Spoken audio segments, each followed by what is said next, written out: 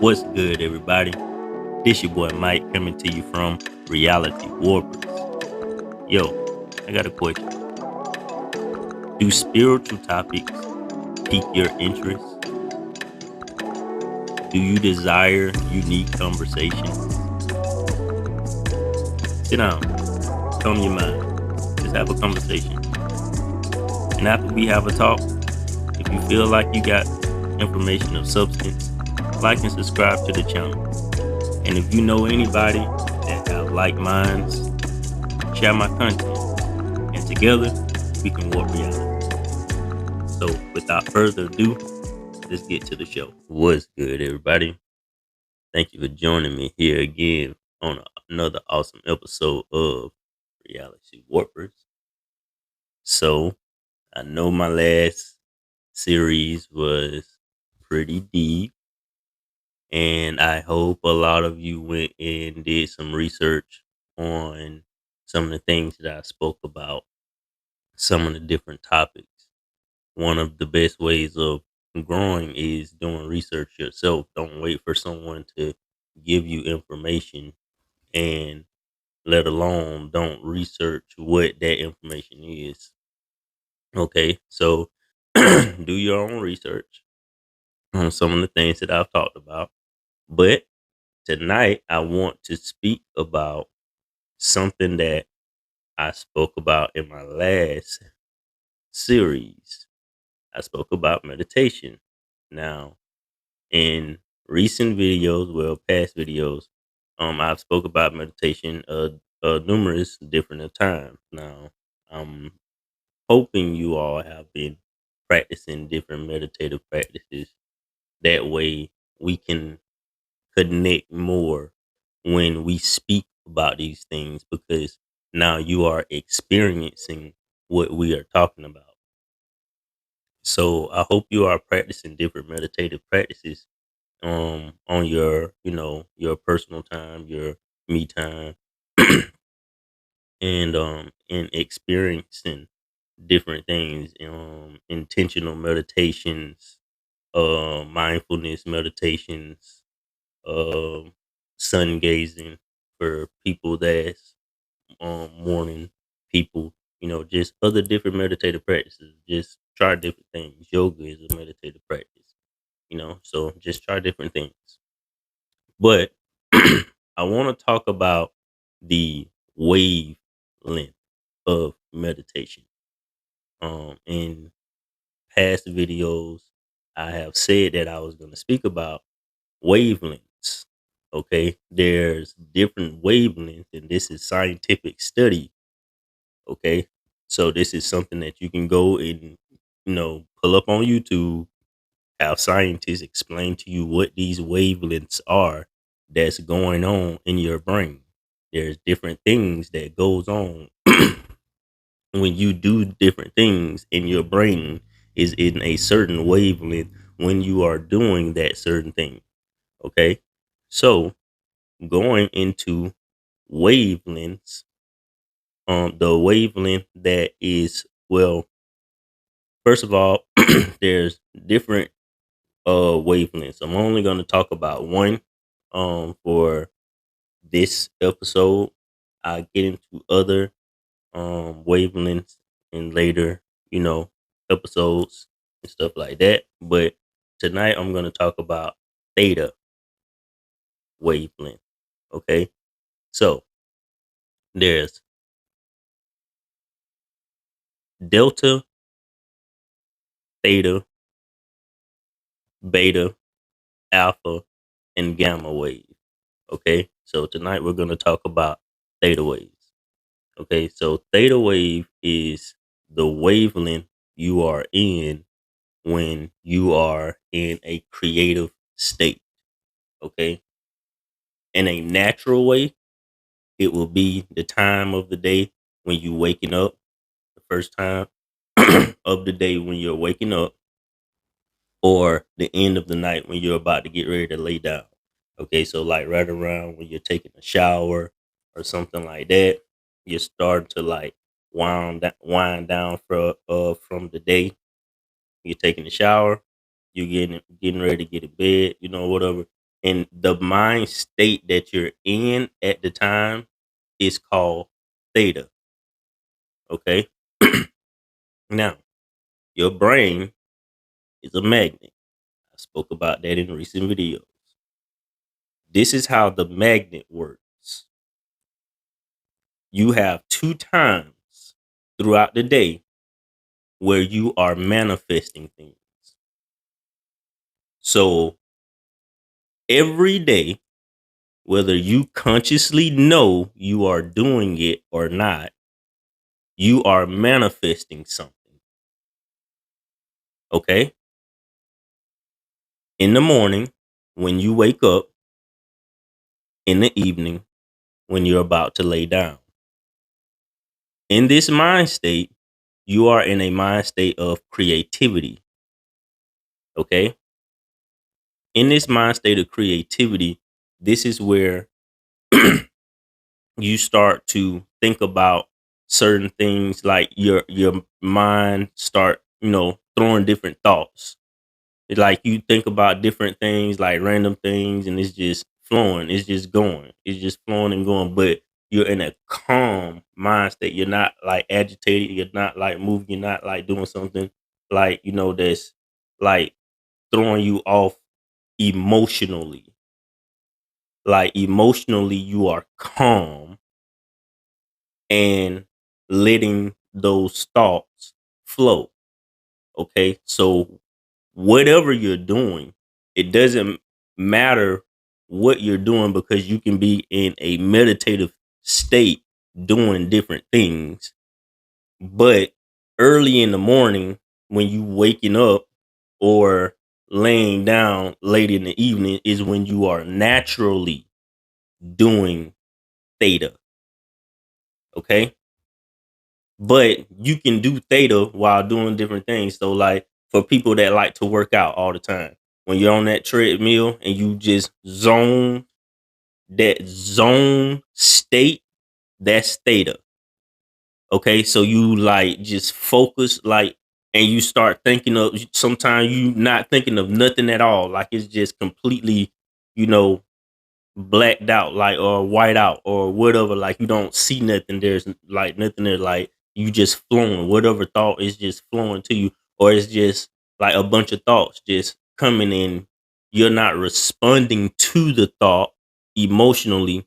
You're just observing the thought as an observer, the you on the inside. You're just observing those thoughts. Okay. So theta is when you are in that creative state. In that time of creativity, this is when you manifest certain things. Okay. This is when you manifest what type of day you're going to have for the natural times. Like I said, you are naturally in theta early in the morning when you wake up. This is when you determine what your day is going to be like. When you wake up on the wrong side of the bed, when you wake up on the wrong side of the bed, now the rest of your day start to feel like, things just agitating you, things just bothering you, you just aggravated all the time, you know, because you woke up on the wrong side of the bed. You manifested that. Okay. So I want to, and I don't use, again, I said this is not a religious channel, but I use the Bible because it's a visual that something a lot of us have seen, or used or heard before. So, in order to see what I'm explaining to you, I have to give you a type of visual. So, I use the Bible sometimes um to explain those things. And in uh Genesis, God said, "Let there be light," and there was light. Okay. God said, "Let there be trees." There was trees. God said, let there be animals on the earth. There was animals on the earth. Okay. God, if you look at it, I when I look at Genesis, I look at it as if God created the world or the universe through meditation. And for those that actually practice meditation on a consistent basis, you'll understand where I'm going at right here. In the Bible, it said in the beginning, God, everything was dark and void was on the face of the deep, on the void in the face of the deep. Okay, for those that meditate and know about the brain, when you close your eyes, that's the darkness. Picture the darkness going along with the text. The void and the deep is the subconscious. The deep is the 80% or 90% of the brain that's not used consistently. The subconscious, the one that have all the answers of the universe. It have everything, the answers to everything. So God then said, let there be. And whatever he said came about out of the mind. Before it was created, it had to come as a thought. God said, let there be light. Light came. Okay, let there be tree. Let there be animal. Let there be sea. Okay, everything came. How? What was the process in between let there be and it coming? What was the process? There was none. It happened instantly. The power of manifestation is instant when you know your power and what you can do. You manifest things as fast as you believe you can. So if you've never tried manifesting or meditating, you start off small. Don't, you know, lose track of yourself or lose yourself in trying to be better than someone else or, matching somebody else. It's your reality. You focus on yourself and you don't know what you can grow yourself into. So you focus on what you've had before. Manifest that. Think about that. Close your eyes in darkness. Like you in pitch dark. It's like you got your own room, you got your own space, your own area. Late night or early in the morning when everybody's sleep, ain't nobody, up or about, or anything like that. Find you a place, have everything dark, lights out, close your eyes. You don't even use music. Just go raw with it. Don't even use music. Close your eyes and just think.